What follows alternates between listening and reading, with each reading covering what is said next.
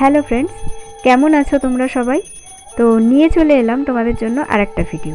আমি আমার আগের ভিডিওতে আমাদের স্কুলের সরস্বতী পুজোর একটা পোর্শন, মানে বেশিরভাগ পোর্শনটাই তোমাদের সঙ্গে শেয়ার করেছি।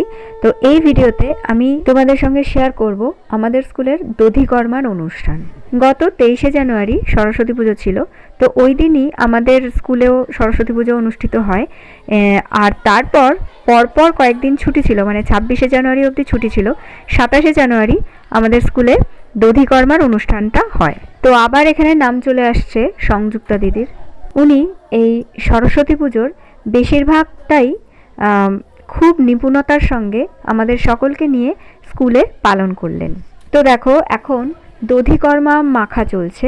মানে আমার এই জায়গাটা, এই মাখাটা আমার ভীষণ ভালো লাগে।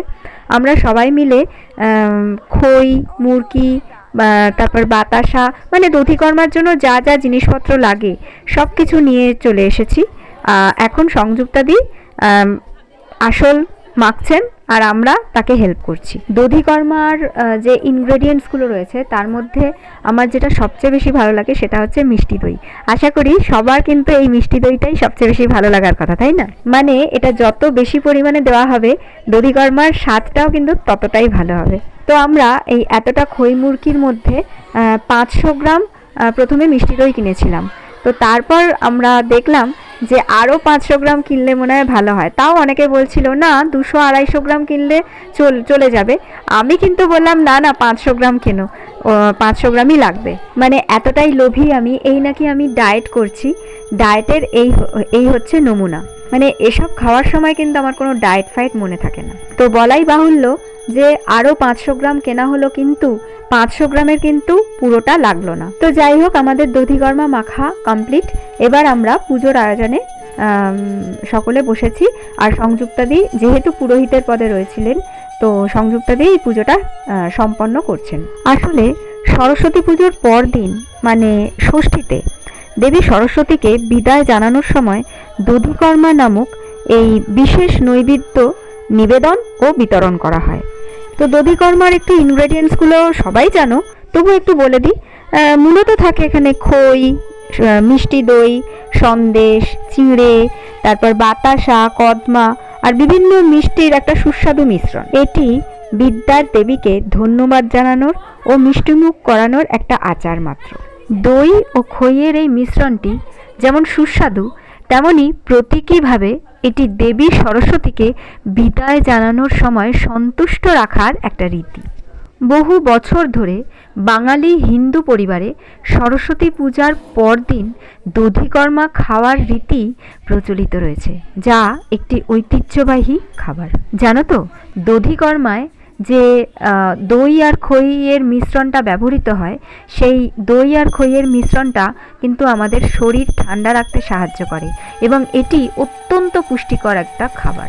যাই হোক, আমাদের পুরোহিত মহাশয়া দেবীকে ফুল, ফল, মিষ্টি, তারপর দধিকর্মা, দই, যে দইটা আর কি বাকি ছিল সেটাও দেবীকে নিবেদন করেছেন। নিবেদন করার পর এখন কিন্তু আরতি চলছে। তো এতক্ষণ কথা বললাম, একটু দেখে নিই আরতির সময় মেয়েদের উচ্ছ্বাসটা।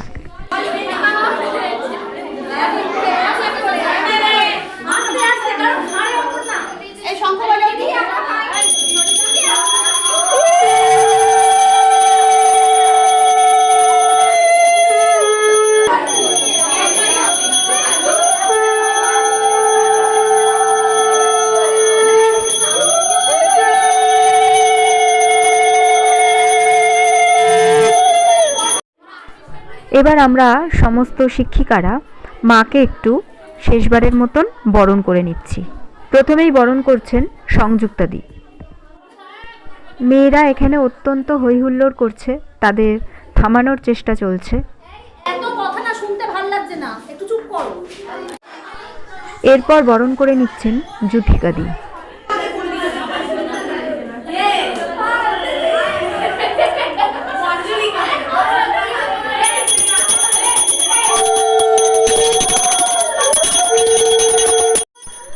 এরপর বরণ করছেন পারমিতাদি।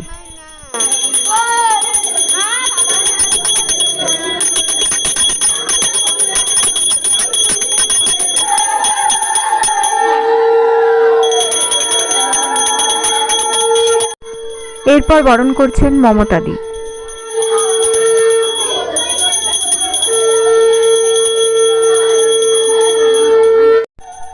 এরপর বরণ করে নিচ্ছি আমি, মানে কোয়েলদি।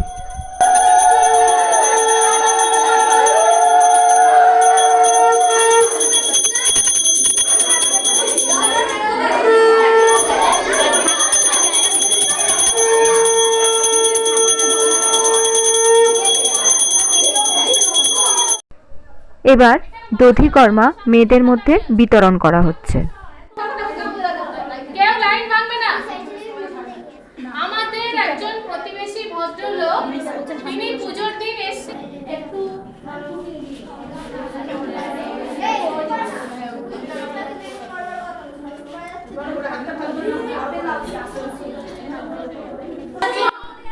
আমাদের একজন প্রতিবেশী ভদ্রলোক, মানে আমাদের স্কুলের পাশেই থাকেন এমন একজন ভদ্রলোক, উনি পুজোর দিন এসছিলেন মেয়েদের মিষ্টিমুখ করানোর জন্য। কিন্তু ওই দিন তো বেশি মেয়ে আসেনি, অথবা মেয়েরা আসছে যাচ্ছে, মানে সবসময় যে পুজোর মধ্যে ছিল তা নয়, বেশ কিছু মেয়ে ছিল, আবার বেশ কিছু মেয়ে ছিল না।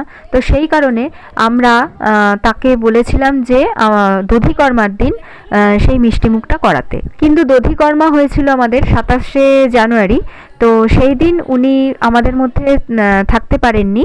তো সেই জন্য মেয়েদের জন্য উনি অনেক ক্যাডবেরিজ পাঠিয়েছেন, তো সেটাই আমরা মেয়েদের হাতে তুলে দিচ্ছি।